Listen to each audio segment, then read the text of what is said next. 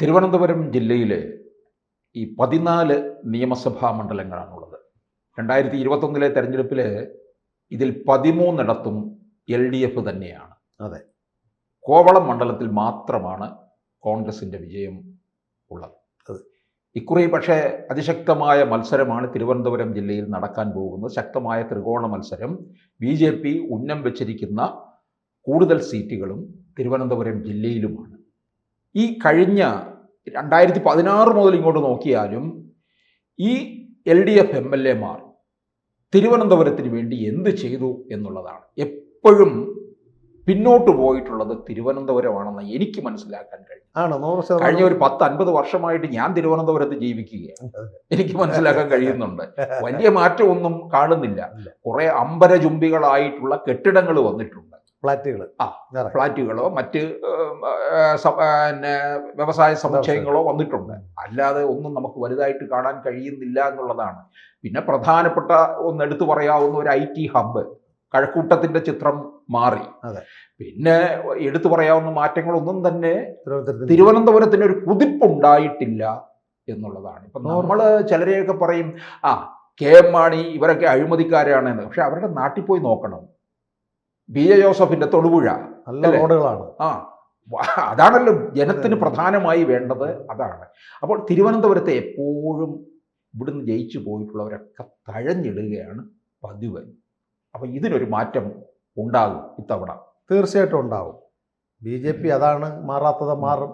വികസിത കേരളം എന്ന് പറയുന്നത് അതാണ്. അവർ വേറെ അഴിമതിയോ അക്രമമോ ബാക്കിയുള്ളതോ ചർച്ച ചെയ്യുന്നില്ല.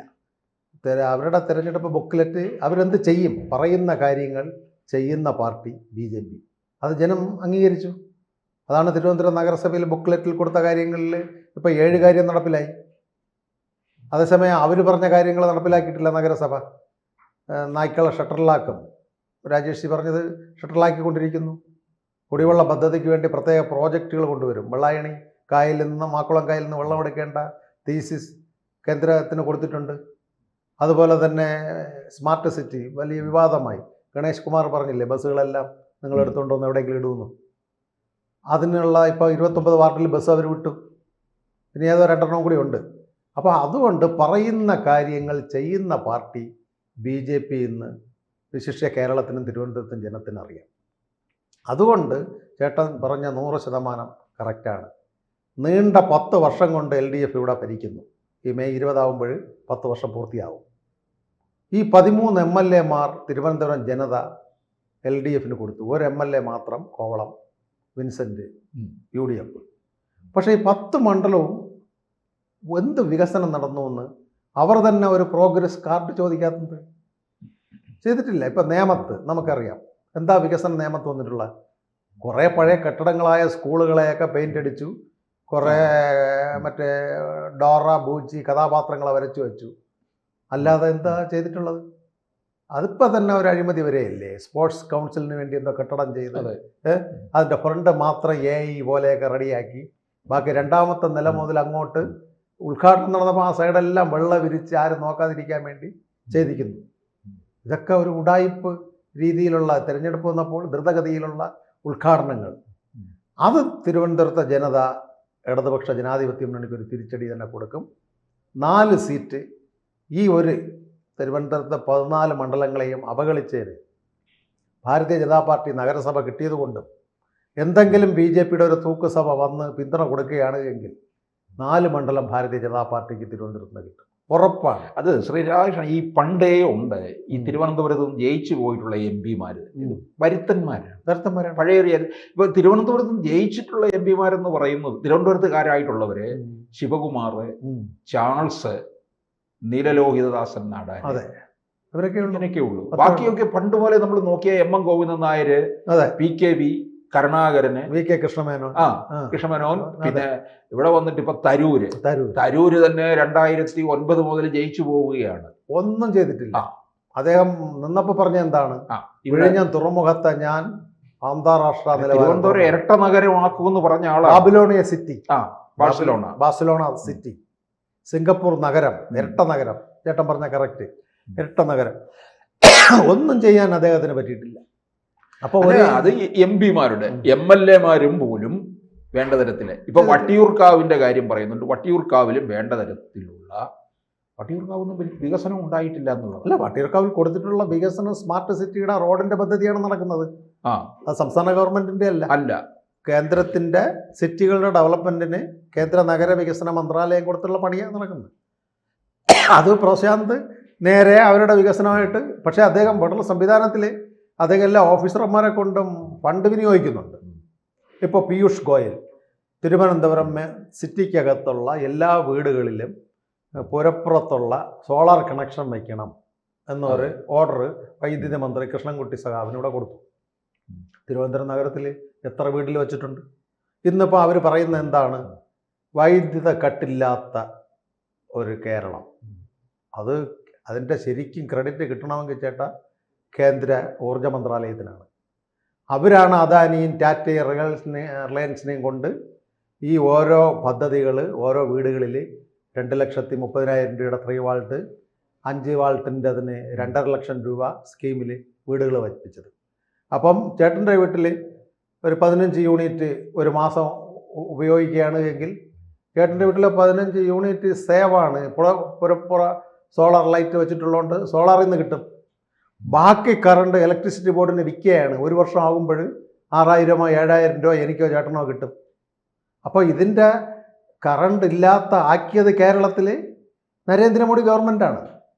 നരേന്ദ്രമോദി ഗവൺമെൻറ്റിൻ്റെ പുതിയ പീയൂഷ് ഗോയലിൻ്റെ ഊർജ പദ്ധതിയിൽ സോളാർ പദ്ധതികൾക്ക് അംഗീകാരം കൊടുത്തതുകൊണ്ടാണ്. പക്ഷേ ഈ അംഗീകാരം 13 മണ്ഡലങ്ങളിലെ MLA ശ്രമിച്ചിരുന്നെങ്കിലോ ഈ ബാക്കി മിച്ചം വരുന്ന കറണ്ടിന് ഏതെങ്കിലും നല്ല നല്ല പണിശാലകൾ വരുമ്പോൾ നല്ല ഫാക്ടറികൾക്ക് ഉപയോഗിക്കാമായിരുന്നു. അപ്പോൾ അത്തരത്തിൽ കുടിവെള്ള പദ്ധതി ഉപയോഗിക്കാത്തതുണ്ട്. ആറ്റിങ്ങൽ മണ്ഡലം, ചിറയൻകീഴ് മണ്ഡലം, വർക്കല മണ്ഡലം, ഇവിടെയൊന്നും പൈപ്പ് കണക്ഷൻ എത്തിയിട്ടില്ല. ഈ പൈപ്പ് കണക്ഷന് വേണ്ടി കേരളത്തിൽ തിരുവനന്തപുരത്ത് എത്തിയതിൻ്റെ കണക്കാണ് എനിക്കറിയാവുന്നത്. കോർപ്പറേഷന് 200 കോടി രൂപ കൊടുത്തു. കുടിവെള്ളം ഏൽക്കാത്ത ഒരു വീടും കാണരുത് എന്നാണ് മോഡിജി പറഞ്ഞത്.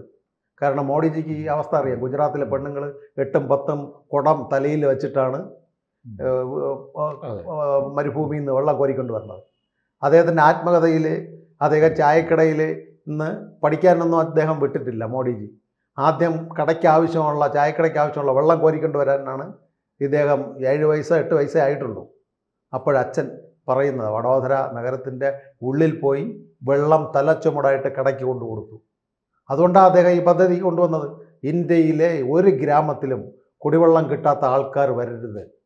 അതിവിടെ ഉപയോഗിച്ചിട്ടില്ല നഗരസഭ. ലാപ്സ 200 കോടിയിൽ മുൻ മേയർ ഉപയോഗിച്ചത് വെറും 80 കോടി രൂപയാണ്. 120 കോടി രൂപ ലാപ്സായി. അത് കഴിഞ്ഞിട്ട് അന്യോദയ പദ്ധതി. ഇവിടെ അതിദരിദ്ര മുക്തമായ സംസ്ഥാനമാണ് ബഹുമാനപ്പെട്ട മുഖ്യമന്ത്രി പറയുന്നു. ആണ് ഏറ്റവും ഇവിടെ എവിടെയെങ്കിലും ചമ്പാവരി കൃഷി ചെയ്യണ വയലുകൾ ചേട്ടൻ കണ്ടിട്ടുണ്ടോ? എവിടെയെങ്കിലും നെൽകൃഷിയുണ്ടോ? കുട്ടനാട് കുറച്ച് കൃഷിയേ ഉള്ളൂ.